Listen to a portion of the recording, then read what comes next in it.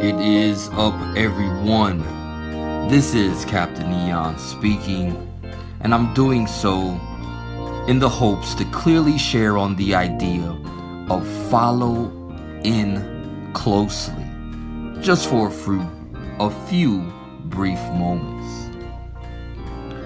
So yesterday, I got some advice from an elder brother, what I like to affectionately referred to as an upperclassman from Whittier, California. And it was actually with regards to how to convey ideas through words more effectively. So it seems fitting only right to share on this topic of follow in closely, as he actually made mention of something that I was reminded of when I got today's treatment. So he actually talked about, and I had never heard it like this before, and some years ago,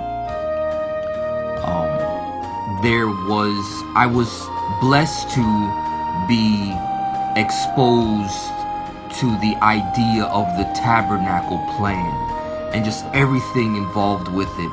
And I carry a lot of those teachings with me to this day. But in it, yesterday, the speaking, he touched on how the movement occurred where the tribe of Judah, i.e. the closest ones, when God's presence moved, they moved. They were watching the presence of God. They were in close contact with the presence of God. And when He moved, they started moving. And then, likewise, the other tribes saw Judah moving and basically moved because they saw Judah moving, who was following God's movements. And this all came back to me today in chapter 2, verses 8 to 10, specifically verse 10, when it says, "The house of Judah followed David," unquote. I thought about the same idea and likened this to Judah being the people of God, we the people, and David being the type and shadow of God Himself in a bodily form, Jesus Christ. And the importance of, as God moves, we move. His Spirit, His presence leads, and I follow that lead.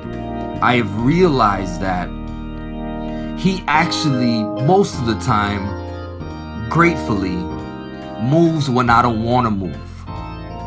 And I'm starting to hopefully get a better understanding of the idea of obedience and submission and not my will.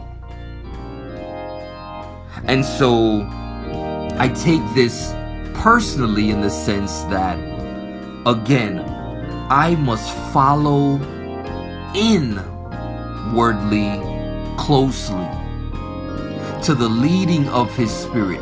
Keep my eyes, my heart, my mind, my focus, my attention on Him, on His presence, on His image, and move accordingly, rest accordingly. And then in those moments where I might find myself far, or as David said, he might hide himself, I must also be able to look to my upperclassmen, to another member of the body, to the brethren, and know that they are seeing the presence directly when I can't, and move when they move. Caption this. follow in, reminded that follow in closely is the way to the promised land.